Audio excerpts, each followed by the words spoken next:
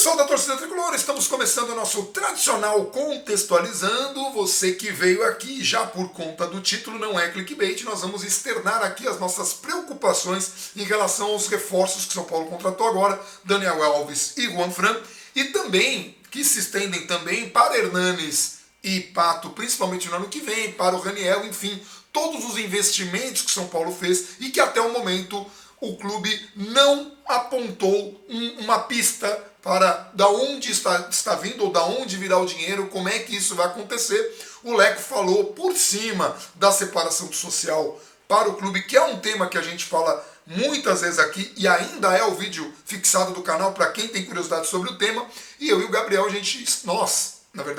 nós estamos em contato com o Rodrigo. O Gabriel, na verdade, tem um contato com o Rodrigo. Conversou com ele, já estamos marcando para a semana que vem. O Rodrigo é um cara muito ocupado, então São Paulo deveria fazer valer esse tempo que ele despendeu para criar o projeto e dar continuidade a isso antes que o clube fique para trás. Mas enfim, vamos falar primeiro então dessa questão. E lembrando, tá, gente? Nós fizemos vários vídeos celebrando, as contratações foram excelentes, são contratações que mudam o patamar de São Paulo, a euforia é justificada. Agora a nossa preocupação aqui é outra, a nossa preocupação é para o futuro de São Paulo. O São Paulo não tem que vender uma peça antes da hora, para o São Paulo poder aproveitar essa molecada. Não adianta ter só o Daniel Alves, a gente precisa de uma base, principalmente para o ano que vem, que deve ser um ano de Libertadores. Então é disso que nós vamos tratar aqui hoje.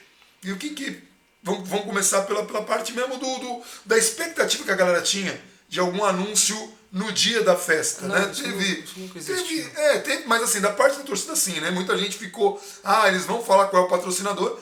Se tivesse, era na festa, né? Se tivesse, era na festa. Isso foi, muitas vezes, quando teve a contratação do Daniel Alves, em muitos lugares a gente viu, parte será dividido com o investidor vai pagar não sei quanto. Esse investidor, hoje, ele não existe. A gente falou isso em uma ou duas lives. Esse investidor, o São Paulo sondou algumas empresas, alguns potenciais investidores que tivessem interesse em explorar a imagem do Daniel Alves ou explorar o São Paulo com o Daniel Alves, enfim. Algumas opções sinalizaram positivamente para dividir parte do salário do Daniel Alves.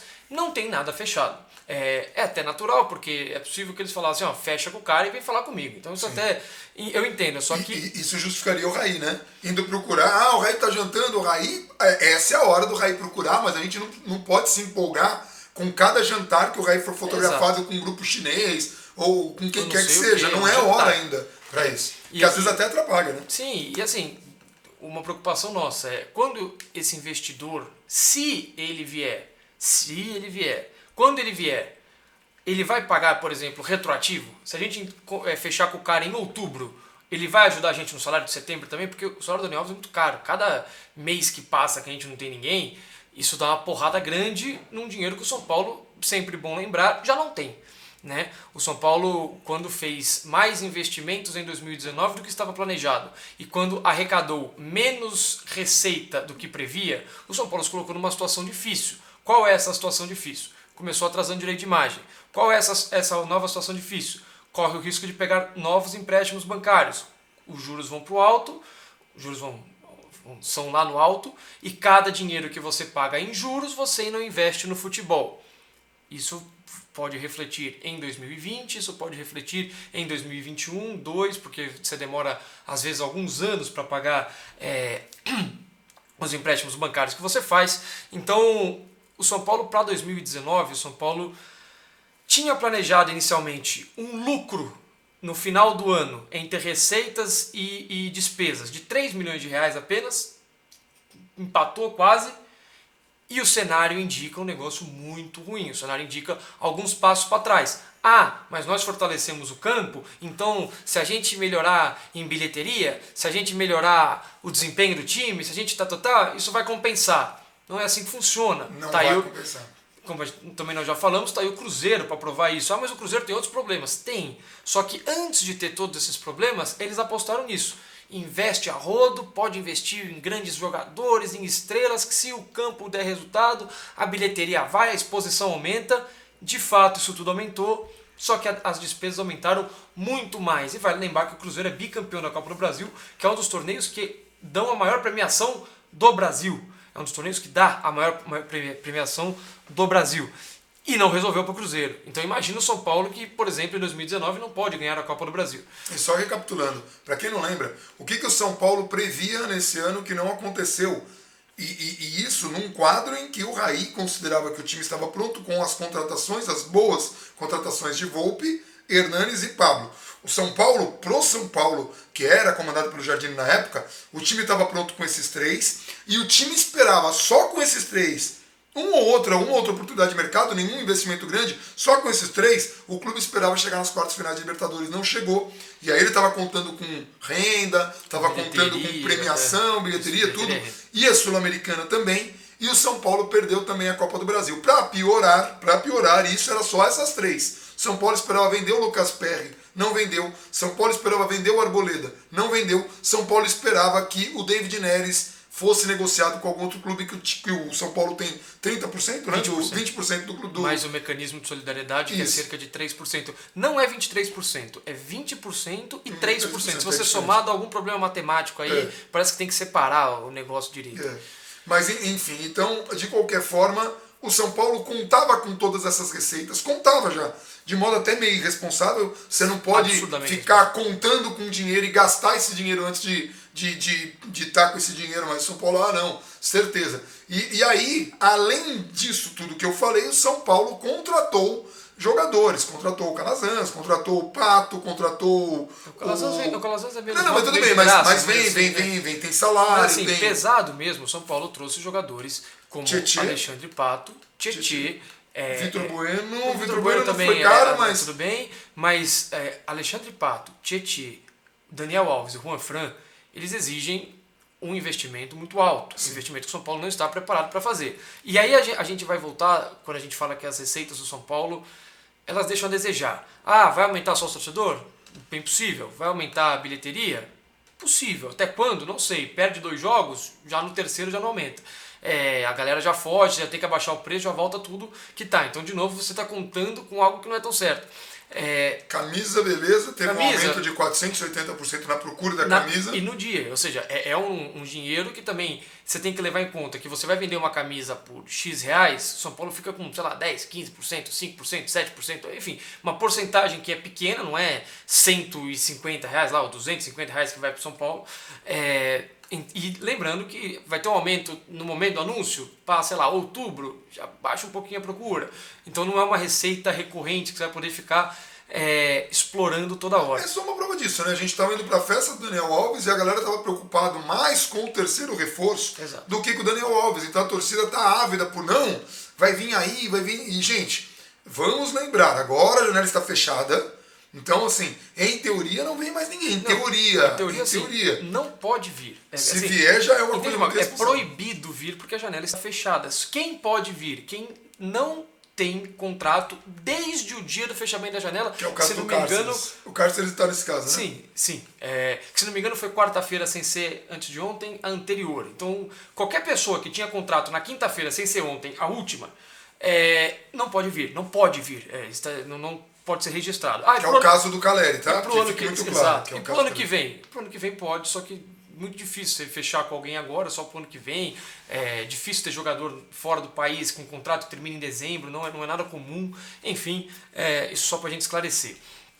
E aí o São Paulo vai precisar, com alguma urgência, e aí começa a entrar as nossas preocupações, de um dos 2 fatores. Ou fazer o que já devia ter feito há muito tempo, e é um erro absurdo do São Paulo, nós já falamos aqui em outros vídeos, que é aumentar as receitas recorrentes, patrocinador, sócio-torcedor, receitas fixas que o São Paulo possa olhar e falar, isso aqui eu tenho, isso aqui é certo, isso aqui vai entrar nos cofres.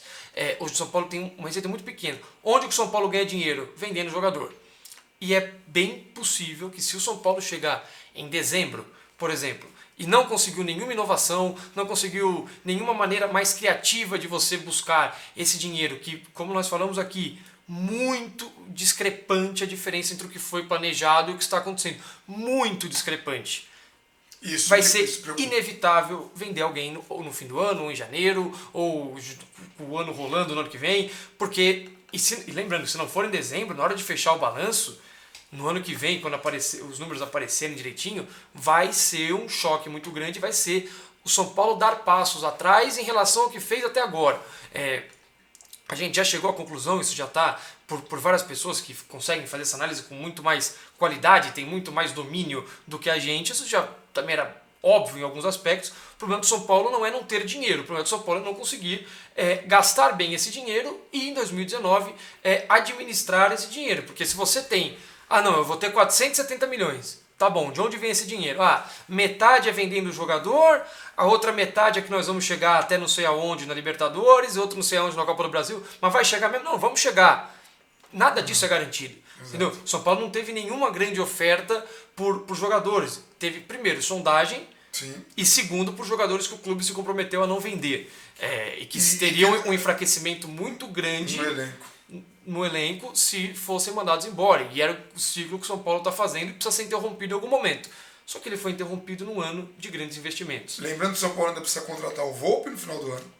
E precisa pagar o Raniel no ano que vem.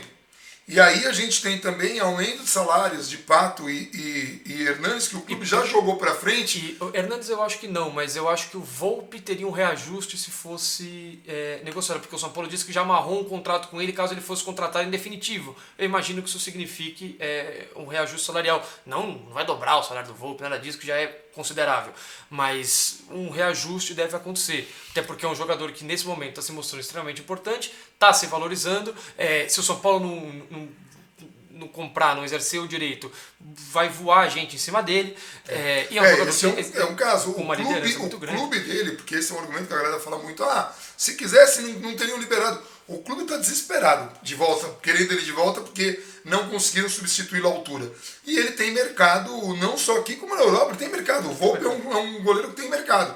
Ele está tentando convencer, né? Ele está tentando brigar ali por um lugar ao sol na seleção, muito difícil, porque o Tite, se bem que com a contusão do Alisson, hoje o Alisson teve uma contusão gravíssima, né? Quer dizer, gravíssima. Grave, a gente não tem muito bem se teve rompimento ou não. Se for, é parecida com a do Hudson, você estava citando isso, né? Parece que é rompimento de músculo ali na panturrilha do Hudson, acho que foi na coxa, mas enfim, é rompimento de músculo, é um negócio um pouco mais chato. Então, é a suspeita, na verdade. Aí a gente já sabe que assim, o Cássio é um dos goleiros que deve assumir a titularidade da seleção em algum amistoso nesse período, mas ele vai ter que chamar mais gente. Eu não sei quem está ali na fila de preferências do Tite, se o Volpi está nessa fila, se não está. Como o São Paulo vai ficar mais, como é que eu posso dizer, mais visível, mais em evidência, porque o Tite não olhava para o São Paulo, convocar o jogador do São Paulo é muito difícil. E aí, voltando, por que a gente falou desses 12, 13 minutos de vídeo até agora, de tem que ajustar, tem que fazer, se não tiver vai ter que vender jogador, porque pro ano que vem e para os anos seguintes, se o São Paulo mantiver esse modelo de nós vamos compensar tudo vendendo jogador, ou que venha um acaso qualquer, ou não, dentro de campo vai resolver e já não resolveu para o Cruzeiro, já não resolveu para outras equipes, vai chegar em um momento em que, de novo, e a gente sempre fala isso porque a gente não pode esquecer disso, isso não pode ser esquecido pelo São Paulo de maneira nenhuma, menos ainda quando aconteceu agora, quando aconteceu há 3 anos, 4 anos, 5 anos, não pode ser esquecido de nenhum. O buraco que o São Paulo entrou por não pagar as contas, por fazer mais investimento do que tinha, por chegar, não, a gente compra mesmo e vamos ver o que dá, a gente já viu tudo que nós passamos até agora. Esse ciclo que nós estamos é justamente por irresponsabilidades feitas, como em 2019. O São Paulo deu alguns passos adiante em 2016, 2017, mais ou menos em 2018. Do ponto de vista financeiro também. Exato. O Gabriel está falando do ponto de vista financeiro. Do ponto de vista financeiro, São Paulo deu alguns passos adiante e não resolveu ainda. A gente continua preso. Então, olha o caminho que tem. Se você for voltar tudo isso, vai 2020, 2021, não ganha nada, não sei o que, não sei o que lá. Não ganha nada porque você está repetindo os mesmos erros. Sim, você sabe que a Vives, na hora do anúncio do Daniel Alves, eu estava bastante empolgado e ela estava mais brava, irritada com a questão financeira, falando, caraca, como é que nós vamos pagar? Porque, ela tá pensando mesmo numa coisa que é evidente. E aí, então... É um problema. E assim, só lembrando a galera, a gente teve problemas para pagar direito de imagem há 1 mês e meio, e a gente pegou o empréstimo do banco, não foi para resolver os direitos de imagem, foi para fluxo de caixa. Contas assim, salário de nego, deixar... E assim, né? Mas é que esse ano, teve um negócio, né? Esse ano mudou o pagamento da televisão, que foi tudo concentrado no segundo semestre. São Paulo não se organizou para isso. Sim. Então, assim, de novo, é um problema de organização. De novo, é um problema de um investimento maior que você fez e você não conseguiu bancar esse investimento. Não foi novidade. Ah, não, putz, nossa, quem diria que esse ano seria só no segundo semestre de televisão? Já era sabido. E o São Paulo não soube se organizar. E outra, não, mas agora que vai vir o dinheiro da televisão, tá tudo bem. O dinheiro da televisão, gente, ele é o mesmo. O São Paulo ele já está trabalhando com esse dinheiro. A diferença é quando ele vai vir. Então, no máximo, o São Paulo vai ter o fluxo de caixa resolvido. O dinheiro que vai ter que continuar pagando, o dinheiro que vai ter de receita, isso não muda. Não é porque o São Paulo não recebeu nada no primeiro semestre, vai receber a maior parte, ou tudo já no segundo, que está tudo resolvido. Não, então agora vai entrar uma grana, nós estamos resolvidos. Não, era um dinheiro que o São Paulo já trabalhava com ele. Teve uma questão de fluxo de caixa. E a gente teve, ontem, né? Quinta-feira, especulado que o São Paulo estaria negociando com o Ajax os 20% que ele tem do David Neres para o Ajax comprar os 20%. Você até tinha colocado no tweet que você achava uma coisa boa que eu para achei os dois lados. E eu achei uma solução muito inteligente do São Paulo. Sempre lembrando, né? A reação é correta quando você já tem uma ação bastante discutível, que é o São Paulo errar todo o planejamento, especialmente financeiro, fazer investimentos que não pode, contar com receitas que não virão, ter poucas receitas fixas, tudo isso, aí você tem que reagir. A reação eu achei correta. O David Neres renovou com o Ajax. Não é comum que no meio de ano da Europa se faça grandes investimentos. O Ajax estava pedindo 60 a 70 milhões de euros pelo David Neres, recusou uma proposta de 50. Então, assim, é difícil que venda por 50. E em janeiro, não costuma ter investimento de 60 a 70 milhões, é sempre em julho. Então, é possível que com o David Neres o São Paulo só receba esses 20% em julho de 2020. Pode ser muito mais. E não é tão mais assim, a gente já vai falar disso. É julho de 2020 ou julho de 2021, se o Ajax não quiser vender o David Neres ano que vem de novo. E sempre correndo risco, eu não acho que vai acontecer, mas sempre correndo risco de jogador se desvalorizar. E um outro risco do jogador, porque o David Neres é o David Neres, ele gostar do Ajax e querer ficar o maior tempo possível lá. Por isso que eu já estou falando o Ajax, 20 ou 21. O Ajax, o David Neres é um jogador muito diferenciado. Ele não tem, por exemplo, a característica do Neymar, que mal fica num clube e ele já está louco para ir para outro. Não. E assim, o David Neres, por ele até, se não fosse uma proposta tão absurda, ele teria ficado no São Paulo mais tempo. Não me parece que ele seja um cara completamente desesperado. E os números que estavam divulgando eram 9 milhões de euros por esses 20% do São Paulo. Seriam quase 40 milhões de reais. Seria quase isso. É um dinheiro que seria muito bem-vindo. E olha como chegou a situação, né? Se o São Paulo fizesse isso, e hoje o Raí, se não me engano, foi pro Eduardo, eu esqueci o nome do setorista do Globo Esporte, que não é o Marcelo Azan. O Raí negou que existisse, o Raí e o Alexandre Pássaro negaram que existisse qualquer coisa nesse sentido. É uma pena, é uma pena. Eu acharia criativo porque, assim, se você for avaliar que o Ajax está pedindo de 60 e 70 milhões, os 20% do São Paulo valeriam entre 12 e 14 milhões de euros. Se o São Paulo vendesse por 9, abrisse mão de 3 a 5 milhões de euros para ter esse dinheiro no momento que mais está precisando, ao invés de ter o dinheiro daqui 1 ou 2 anos, ou não ter isso, o cara se desvalorizar, ser vendido por menos, você perder o dinheiro de qualquer jeito, era melhor. O São Paulo está precisando de um dinheiro grande hoje. E olha só como são as coisas. Se vem esses 40 milhões, quase 40 milhões, não resolveria o problema. Seria atenuar o problema. O 2019 não estaria resolvido. Você diminuiria o rombo que você entrou. 40 milhões de reais. Uma venda no mínimo considerável. Uma venda de 10 milhões de euros. 9, né? Foi a conta que a gente fez aqui com o David Neres. E gente, isso tudo que a gente está falando aqui é um dos motivos que a gente apanha muito. E a gente está falando aqui, tudo bem, não tem nenhum problema apanhar, não tem nenhum problema xingarem a gente. A gente sempre prefere que argumente, né? Às vezes a gente dá uma opinião e a galera, ao invés de dar opinião alheia, não, vamos pro inferno, não sei o quê. Quando a gente foi contra a contratação do Pato, foi por essa questão, não é a questão do futebol, por saber tecnicamente. Sabendo que não é um jogador desse. Não é um Daniel Alves. O Pato não é um Daniel Alves, mas o salário dele é um salário considerável. Quase o Daniel Alves. É quase um Daniel Alves de salário. Então, pra gente, isso é um erro. Como a contratação do Jean lá atrás, a gente criticou, não porque contratou um goleiro, que bom contratou, mas um goleiro muito caro, um goleiro que... que não viria para resolver. Não. É sempre essa a questão. São sempre dois pesos, né? O que você vai ter em campo mais o que você vai custar. Porque, mas eu não tenho como pagar. Bom, isso só para dar um exemplo escrachado, só para a gente ter uma ideia. São Paulo trouxer o Messi, vai resolver realmente os problemas. São Paulo vai melhorar bastante, trouxer o Messi. Legal trazer o Messi. Tem como pagar? Não. Então não resolve, gente. Não tem como. Porque você traz o Messi e junto você com o vai Messi... gerar um problema maior do que o benefício que ele... E junto com o Messi vai jogar o tico-tico porque do interior, não sei aí, da onde, aí porque só, não tem como quem trazer. Aí é só explicar. O que a gente ia ter é o Messi na Argentina. Acho que é bem fácil da galera entender. Porque a Argentina tem bons nomes, mas a Argentina tudo bem, coisa. tudo bem, mas o que eu tô dizendo é, por que a galera vai entender? Porque o Messi na Argentina, a gente vê que não é o Messi do Barcelona, não é. É o mesmo jogador, mas ele não tem o suporte. A Argentina seria muito melhor que o São Paulo, ou seja, a gente anular um grande jogador não resolve por sozinho, falta de... Não, futebol não é individual. Então assim, o que a gente às vezes condena é que as pessoas veem como salvadores da pátria jogadores que a gente sabe que não são, que é o caso do Pato. O Pato não é um salvador da pátria. Tomara que arrebente fazer gol com a chegada do Daniel Alves, tomara que arrebente, mas assim, não é, e vai custar caro. Então quando a gente fala, nesse momento, nós ficamos empolgados, porque o Daniel Alves é um cara que não é ele, não é o cara que vai fazer gol, não é o cara que vai decidir, ele é o cara que vai levar a bola e que vai elevar o futebol de muitos jogadores do elenco, e a nossa expectativa de um bom elenco, a nossa expectativa é que ele consiga melhorar o Antony, que já é um grande jogador e que aprenda muito ainda com o Daniel Alves. Sim, mas o Hernanes e o Pato, que são dois jogadores que neste momento não estão entregando o futebol que se espera dos dois.